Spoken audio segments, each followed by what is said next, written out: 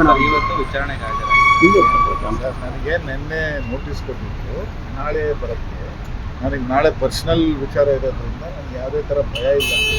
ಏನು ವಿಚಾರ ಇದೆ ಮಾತಾಡಬೇಕು ಕರೆದ್ರು, ಏನು ನನಗೆ ಕ್ಲಾರಿಫಿಕೇಶನ್ ಕೊಡುತ್ತೋ ಅದನ್ನು ಬದ್ಕೊಂಡು ಬಂದಿದ್ದೀನಿ. ಯಾವುದೇ ಥರವಾದಂಥ ಏನು ನನ್ನ ಇನ್ವಾಲ್ವ್ಮೆಂಟ್ ಇದರಲ್ಲಿ ಇಲ್ಲ. ನನಗೆ ಅವ್ನು ಪರಿಚಯ ಇದ್ದಾನೆ ಅಂತ ಅವರು ನಮಗೆ ಪರಿಚಯ ಇದ್ದಾರೆ. ಅವ್ರ ಬಗ್ಗೆ ಕೇಳಿದ್ರು, ನಿಮ್ಗೆ ಹೆಂಗೆ ಪರಿಚಯ, ಎಲ್ಲಿ ಅಂತ ಅಷ್ಟೇ ಮುಗಿದೋಯ್ತು. ಅದು ಬರ್ಕೊಟ್ಟು ಬಂದಿದ್ದೀನಿ. ನಿಮಗೆ ಹೆಂಗೆ ಪರಿಚಯ? ಅದ್ರ ಬಗ್ಗೆ ನಾನು ಆಲ್ರೆಡಿ 1000 ಸರಿ ಟಿ ವಿಯಲ್ಲಿ ಹೇಳಿದ್ದೀನಿ. ನನ್ನ ತಮ್ಮನಿಗೆ ಅವ್ರದ್ದು ಫ್ರೆಂಡು ಅದ ರೀತಿ ನನ್ನ ಪರಿಚಯ. ಬಾಕಿ ಇರೋದು ಇನ್ವೆಸ್ಟಿಗೇಷನ್ ಮುಗಿಯುತ್ತೆ, ನಿಮಗೆ ಗೊತ್ತಾಗುತ್ತೆ ನನ್ನ ಇನ್ವಾಲ್ವ್ಮೆಂಟ್ ಇದೆಯಾ ಇಲ್ವಾ ಅಂತ.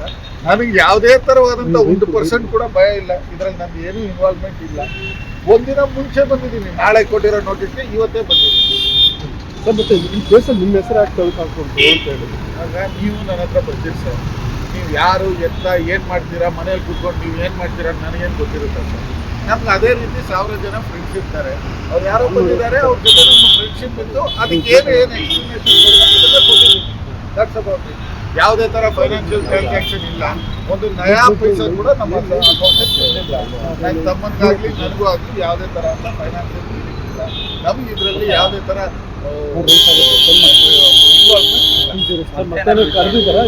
ಏನಿಲ್ಲ. ಅಷ್ಟೇ ಒಂದು ಸರಿ ಬಂದು ಇದನ್ನ ಬರ್ಕೊಂಡು ಹೋಗೋಕ್ಕಿಂತ ಅಷ್ಟು. ಆಮೇಲೆ ಮಾಧ್ಯಮದ ಮಿತ್ರರ ಹತ್ರ ನಾನು ರಿಕ್ವೆಸ್ಟ್ ಮಾಡ್ಕೊಳ್ತೀನಿ, ನೀವು ನಾನೇನು ನಿಮ್ಮ ಹತ್ರ ಔಸ್ಕೊಂಡು ಓಡಾಡಿ ಡಿ ಕೆ ಶಿವಕುಮಾರ್ ಅವ್ರ ಮನೆಗೆ ನಾನು ಡೈಲಿ ಬರ್ತೀನಿ.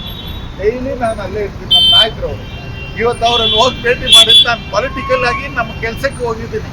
ಇದ್ರ ಬಗ್ಗೆ ಅವ್ರ ಹತ್ರ ಡಿಸ್ಕಸ್ ಕೂಡ ಮಾಡಿಲ್ಲ. ದೊಡ್ಡದು ಮಾಡಬೇಡಿ ಅಂತ ಕೈ ಮುಗಿದು ದಿಢೀರಂತ ಬಂದ್ರಿ ಅಂತ ಹೇಳಿ. ಯಾಕಂದ್ರೆ ದಿಢೀರಂತ ಇಲ್ಲ, ನನಗೆ ಇದರಲ್ಲಿ ನನಗೆ ಭಯ ಇಲ್ಲ. ನನಗೆ ಯಾಕೆ ನಾಳೆ ತನಕ ಯಾಕೆ ಡಿಲೇ ಮಾಡಬೇಕು, ಇವತ್ತೇ ಮುಗಿಸ್ಬಿಡೋಣ ಅಂತ ಬಂದಿದ್ದೀನಿ.